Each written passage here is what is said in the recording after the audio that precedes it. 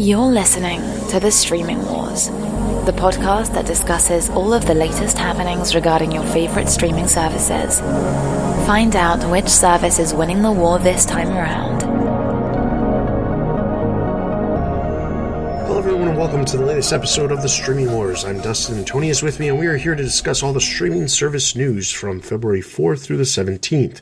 We're here back after a week off and we have a good chunk of stuff to go over. I'm a little stuffed up, so that's why I might sound a little odd. Apologies for that, but we took the week off, and of course the week that we took off, I wasn't stuffed up. I just happened to get stuffed up the week we come back. So please bear with me, and I apologize for the way I sound. But like I said, we do have a good chunk of stuff to cover. So over the past couple of weeks, we've gotten a lot of quarterly results from a lot of different companies. Amongst a lot of those quarterly results were a bunch of subscriber counts. So let's roll through some of these subscriber counts and discuss some of them. First up, YouTube TV. That's specifically the live TV option that YouTube offers, has topped over 2 million subscribers. Tubi has claimed that they have 25 million users, monthly users that is, as of December. And then we have Disney Plus, which has announced that they currently have over 28 million subscribers, which is not a surprise. Well, I guess it is to a degree. It is somewhat of a surprise that it is that high, but that is a lot of subscribers right out the gate for Disney Plus. Question is, how much are they going to be increasing in the coming quarters? Because almost 30 million subscribers in just under a quarter is pretty significant. So what do we think about Disney Plus growth going forward? I am hesitantly optimistic. I think there will be some churn, but until then I could see some, month to month churn, but once they come out with the new properties, they're going to come out. And it seems like, it took a while for their studios to kind of, get going on these projects and vetting them and then, creating them and whatnot, all that stuff. Since that's happened, we've been hearing more stuff coming out of the pipeline. So I'm happy. I think that it's going to be on a big pause for a while until the new content drops. And then when that happens, I think the number's going to grow. But, I'm still skeptical, but if they can hold on at least a substantial amount of their users between now until the next release of stuff, then I'm going to be pretty happy about it. Overall, I think it's great that it beat its estimates, launching with a brand essentially of, it's Disney, and yes, you got all of these, you got like Lucasfilm and Marvel, all that stuff and that content, but launching with the flagship of The Mandalorian, I think it was a smart decision. Now it's just about, okay, can you retain, the subscriber base and kind of minimize the churn, tread water until, the second half of the year where you mentioned that you will drop a lot more content. So if they can tread water until then that's a win. I'm very happy about, Disney Plus and their numbers. Agreed. I think that the big thing is between now and when Falcon and Winter Soldier come out, which is in August, I think there's going to be not as much growth as they would hope. I think the next quarter is going to be one of those quarters where analysts are going to be like, oh, I bet they're going to jump up another 10 million subscribers. Now, to be fair, they're also launching in most of Europe in the next quarter as well, because at the end of March, they're launching in the UK, in Spain, in Italy, a bunch of different countries in the European continent. So the thing is, there is the possibility that they could still gain a significant number of subscribers because of just the launching in new countries. The issue, of course, is that when you look at the U.S. growth, I'm not really thinking that the U.S. growth is going to go up significantly over the next 6 months, because really, while we have some projects between now and August that are coming, we don't have anything major that's going to draw in a lot of people. So this initial burst of people that have joined the service, that was because they're interested in the service. They wanted to see The Mandalorian. It'll be more interesting to see the growth numbers when they don't have a lot of high-profile projects that are releasing, mostly because we've got a significant amount of time in between the next group of projects. Now, I have said in the past that with the projects that are coming, the last episode we released, we talked about how we have the Falcon and Winter Soldier, followed by The Mandalorian, followed by WandaVision. There's also now word out there that the Cassian Andor series is going to be filming this year, which is very likely meaning that that'll come out in 2021, which means then you can put that in there, then you can put the Loki series, you could just keep going because there's lots of projects that they have in the pipeline coming for the service. They just don't have have anything in this little lull before August of this year. So we'll wait and see. But obviously, 28 million subscribers is a huge number. There's nothing to there's no reason to sit here and say the service isn't successful, because that is highly successful based off of those numbers. So part of the other information that was part of the Disney quarterly earnings was that a couple of other things related to streaming services.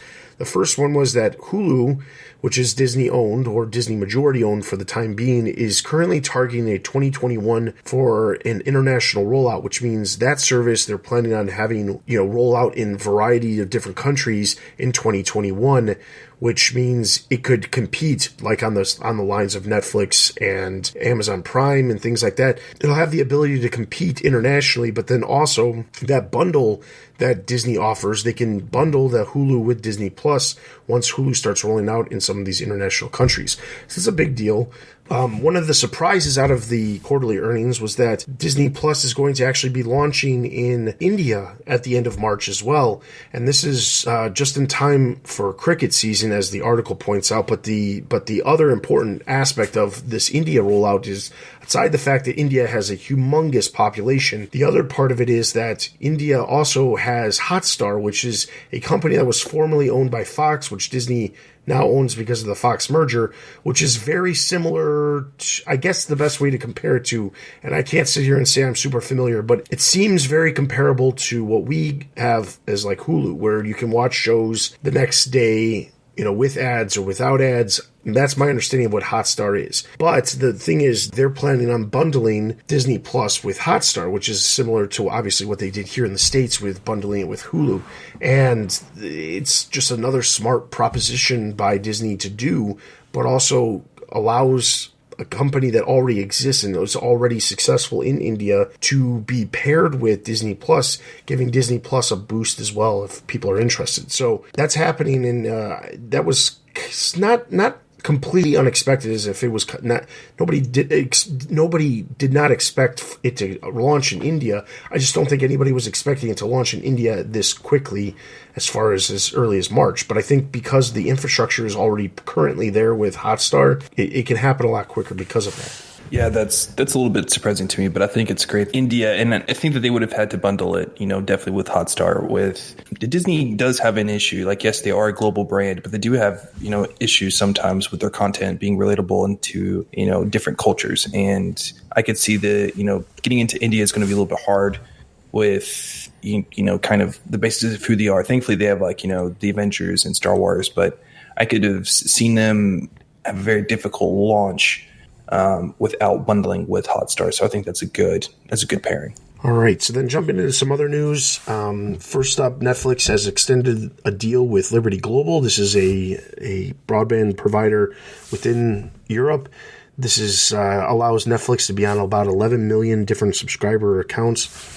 Not for free, but similar to what we've talked about before with Sky and Comcast and things like that. The former Sony Pictures TV chairman has jumped over to Amazon as the top Amazon persons overseeing video entertainment. Redbox has launched an ad-supported streaming service just very quietly amongst their own app. It's not popping up a lot of places, but it is similar in the vein of like Pluto TV or Zumo, where it has a wide variety of content that is all ad-supported. Then we also have Netflix has decided to add a feature to stop the autoplay. This was made a pretty big deal online. If you've ever logged into Netflix and you scroll over something, you've probably have come in contact with the fact that a trailer automatically or a clip automatically starts playing from the project that you're currently on, and you don't have any way of stopping it. It just does it. And then in some cases, it also sometimes will just autoplay whatever it is that you're actually on.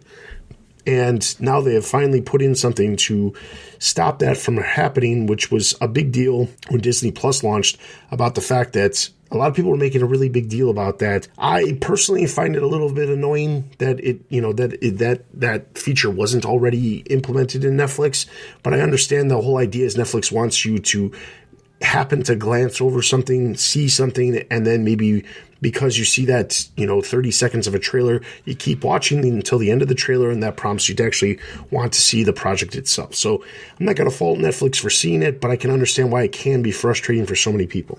All right, so then out of the news, the last bit we have is that Warner Brothers and HBO Max have announced that they have created WarnerMax. This is a new film label that will serve as a feature production arm of the streaming service. This is a joint venture between Warner Brothers and HBO Max that will release 8 to 10 mid-budget movies per year. They are going to be working.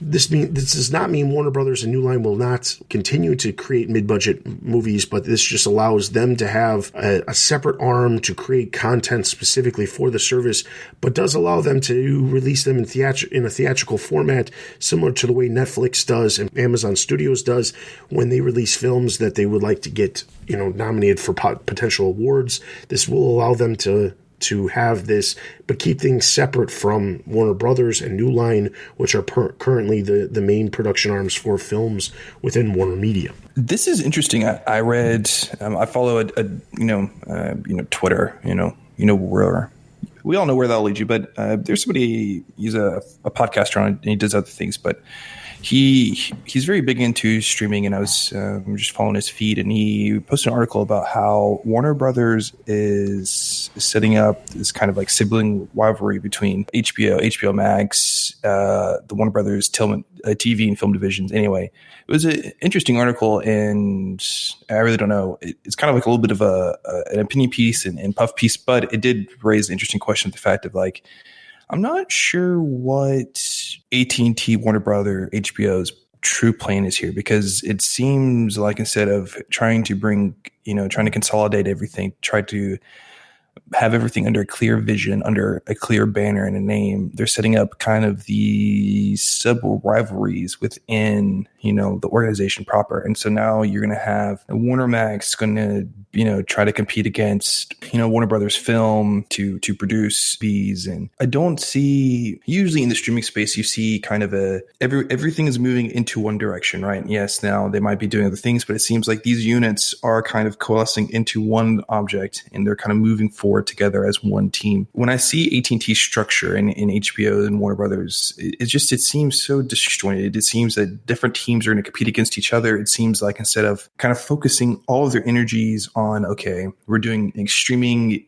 and you can do more than one thing at one time. With streaming, you could produce stuff for streaming, not for streaming. You got this weird sub rivalries, and I don't know if that's good or bad. It's very different seeing their architecture of an organization in comparison to maybe like, Disney or, obviously like Netflix or just some of these other companies. It just seems so disjointed, and it's confusing to even report on, and when we're in this all day long, because it's just, I don't see the clear vision. I understand why WarnerMax was created. I think it's important that the streaming side of things has the studio space and kind of the infrastructure to create movies. Obviously that's important, but it's just the fact that they're all going to be bidding against each other to do things. And it's just like, to me, you're creating unnecessary separation, and I don't understand why. Am I alone in that thought? I don't think you're alone. I mean, the thing is, Warner Brothers or Warner Media as a company has notoriously been bad about separating too many different elements of their business.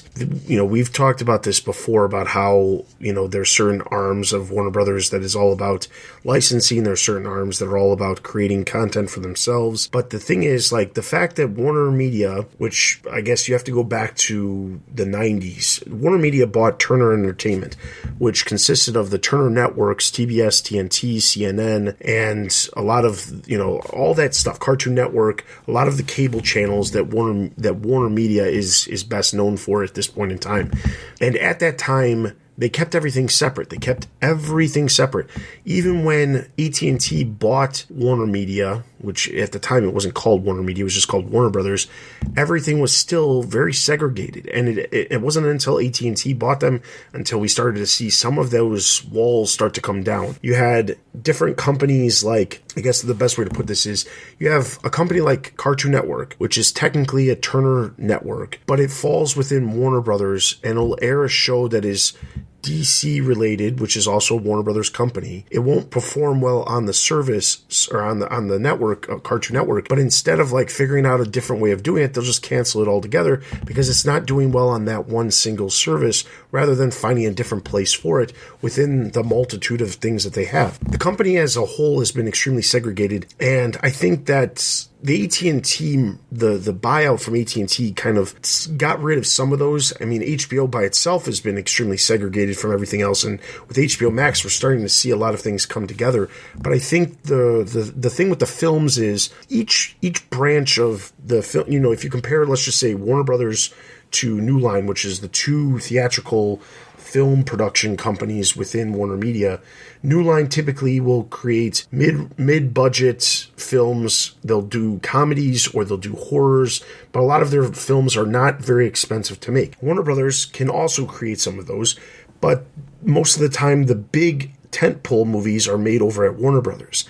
Now, it's not to say that, you know, Shazam is a DC film that was made over at New Line, but still had Warner Brothers backing it. I think the reality of it is, it's not so much that it's building a rivalry as much as it is figuring out the best way to go about making these projects successful. Warner Brothers as a whole has not had super great luck at releasing films, you know, that have much higher budgets. New Line was run who basically was figuring out ways of making movies extremely successful with very, very small budgets. That's why, like, the Conjuring universe and even to a degree some of the recent comedies and other stuff that has come out of New Line, they've been extremely successful because they're figuring out ways of making these movies without spending an enormous amount of money.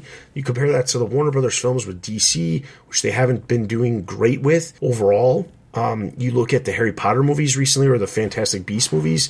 Those are coming out from Warner Brothers. They haven't done super successful. Some of the other big Warner Brothers fair movies, they haven't done very well. Even some of the mid-range Warner Brothers movies haven't been doing so well. So I think it's really just figuring out a way to make it work the best way for the company. And I think that the idea with WarnerMax, at least from my perspective, is create a brand that will concentrate on making movies that are intended for the streaming service so that they're not concentrating so much about the theatrical receipts that they're going to pull in like you would with some of the other, like with New Line or with Warner Brothers. Instead, you'll see these projects, they'll be made specifically with the streaming service in mind, where they're creating projects specifically within budgets that work for the streaming service, where they're not going like insanely over budget, or they're not making a project that just gets shifted over to the streaming service because they don't think it's going to do well on the theatrical side of things. I think that that's the intent of what they're trying to do, is just trying to keep things separate so that the company of Warner Brothers and New Line can continue to do what they've been doing, but just not be affected by this whole new avenue of content delivery. Like, part of me gets that. I understand that from that perspective. I see where they're going for, but you know, if I'm kind of looking at this as an outside investor, if I look at the situation, I just see just more. Now, I have faith that WarnerMax is going to do great. I think that with the new ideas at Warner Brothers and Warner Media, seeing the new ideas and the freshness at, you know, Warner Media is great, and I like the directions that I've seen. But however, I'm still concerned. I'm still just, you know, and I look at this from the outside, I'm just like, okay, I like a little bit of what's going on. I like the freshness. I like the new take. I like the bold. I like streaming. But what is going on? Why set up new divisions and invest in more infrastructure, more division, more internal communications that might get messed up? You know, just you're involving more, and I'm just confused. And I guess if I'm looking at this as an analyst, I'm just like, this is just confusing. Why not just get all the ducks in a row? Why not get the rest of the business all together, all in sync, all in the same vision, instead of all of these little sub brands trying to fight it out amongst each other? That's to me my concern with Warner Media and AT&T purchase. It's like I could see AT&T's influence on, you know, Warner Media, but there's still a lot of the old Warner Media and Warner Brothers still left behind. That concerns me. All right, so some of the other discussion points that have come out over the past couple of weeks, some of these we'll talk a little bit more about, some of them we'll talk about a little bit less. The first one, there was an article that popped up on Deadline that was saying that out of the eligible customers that have purchased a new Apple product since they announced the promotion back in September, only 10% of the customers are actually using the free subscription for Apple TV Plus. Now, conveniently, you actually just purchased a new Apple device and started using Apple TV Plus over the past week, and I have to say, I'm not, this number is surprising in the sense of, there were some analysts that were predicting that Apple had about 30 million subscribers based off of the fact that there was all these people who were getting free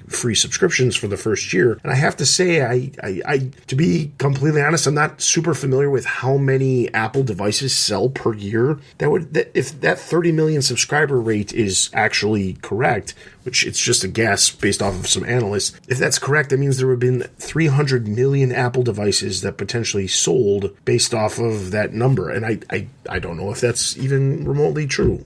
I know that Apple sells an insane amount of products, but 300 million products just to get this 10% seems a little far-fetched. But really the discussion that I want to have with you is you've actually started watching some of the Apple TV Plus shows.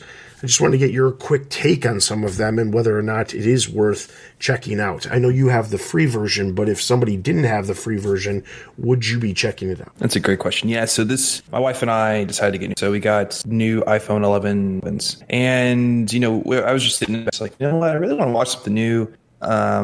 We kind of had a few days to ourselves without our daughter.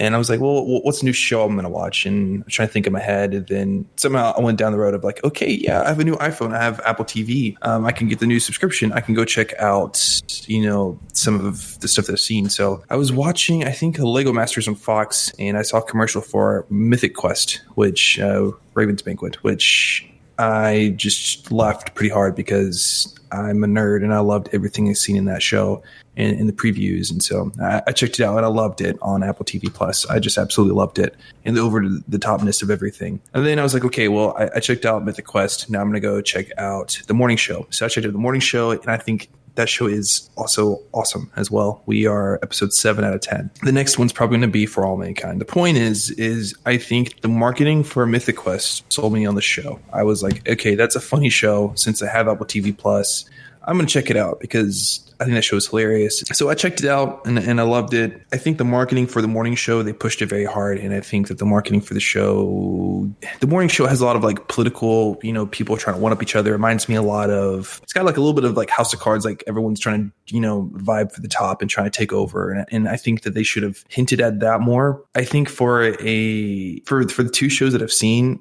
I'm not sure I would have paid for it. I would have paid for the trial just to watch it. But the Emily Dickinson show, the trailers and stuff I've seen from that, the For All Mankind, a little bit, I like space. I didn't feel like the marketing team did a good job. They showed the shows, but they didn't actually like get me invested in a little bit of why is the morning show so good. I wish they would have showed more of that, but that's going to be a maturity from the Apple TV, Plus marketing department trying to market these shows in a way that's going to get people to come onto their program. I think Apple TV's got a long way to go. I think that this conversion number of basically people are getting free subscriptions and they're not activating them is worrisome. I think the content that I've seen I like, and I'm going to keep watching more content and I'll keep reporting on it. But I think that the Apple TV Plus team hasn't done a good job of educating the public of, okay, what is their service? It's not just extra content just to fill up their app.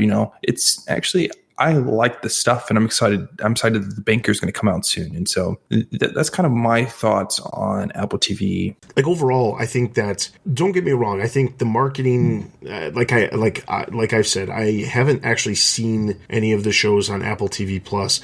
I can say from just the marketing perspective that some of the shows look way better than others. There's certain aspects of certain shows that draw me in just because of like the type of content that it is. But I think that a lot of it has to do with you just have to, go and actually watch some of the episodes in order to actually find out how good it is, because trailers in general can be very deceiving. Deceiving when it comes to what they're actually trying to, market. And that's the thing. It's like, you might see a trailer, you might think it's one way, you watch the first couple episodes and you get that, but then, the next 7 episodes of the season suddenly have very little to do with that trailer because they're just basing the trailer off the first couple episodes. And that happens a lot of times with television shows. So one of the other discussion points that we were going to talk about, but we kind of already did when we talked about the numbers for Disney Plus, is that during the quarterly earnings, Disney specifically stated that they are not worried about churn from their lack of high-profile shows. And I think like I said, we've already really discussed this because a lot of it has to do with they're still going to be adding subscribers because of the international rollout. And as they add those numbers, the churn won't be as significant as, when you look at churn at Netflix or something like that, because they're going to be adding such a large number of subscribers from the international market.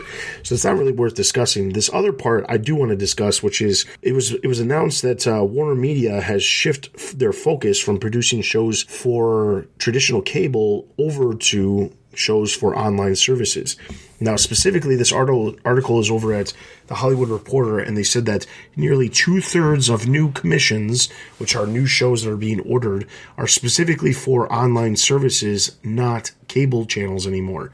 And this was Ampere Analysis actually was the one that decided that came up with this information. But basically, the idea is that a lot of the shows that Warner Brothers or Warner Media is actually producing, a lot of that has to do with the fact that there's certain shows that they're going to be producing for HBO Max, which is going to obviously add to their overall number. But as we've talked about before, Warner Media also produces a large number of shows for other services. They have shows on Netflix. They have shows, I don't think they have anything on specifically on Prime Video that I can think of, but the point is that they create shows for a lot of different services and networks and things like that because of the type of company that they are. Paramount Television is very much like that as well. So that's not super surprising that the company is creating a lot more content for streaming services rather than traditional cable. Traditional cable, as we have heard over and over and over again, is dying. So there's not a lot of content that would make sense to be creating for traditional cable when the real boom of the industry is over in streaming. Yeah, I couldn't agree anymore. All right, so we're going to wrap up this episode. I do want to just highlight something we're going to talk about next episode because it's going to take a little bit longer than what we currently have available. But there was some news that came out over the last 2 weeks about Viacom CBS. And the reason why we're not going to talk about this today is because I think that this could easily be like a 20-minute conversation, and I don't want the episode to go too long. But for the longest time, and I want to say this has been at least since November, we've had this discussion that we were potentially going to do as one of our extra episodes to kind of fill in the gaps about why Viacom isn't diving into streaming. And we had a lot of articles that we've seen prior to the merger between Viacom and CBS about why it makes more sense for them to stay out of the streaming market or stick to what they currently have, which is like Showtime, and they have CBS All Access, and they own Pluto TV.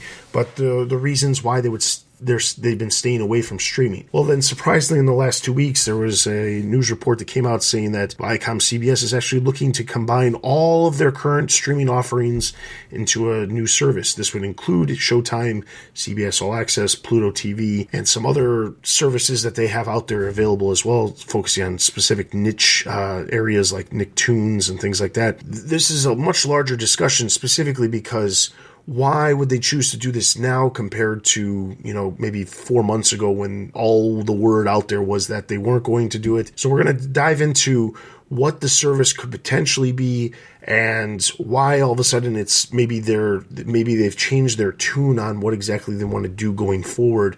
We'll discuss that on the next episode, and we'll discuss that at length. So with all of that being said, that is everything for this episode of the Streaming Wars.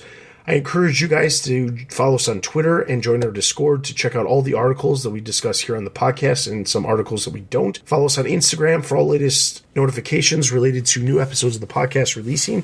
Also, be sure to email us any ideas, questions, concerns, comments you'd like us to discuss at thestreamingwars@gmail.com. You can leave us reviews wherever you're listening to this podcast. That is always greatly appreciated.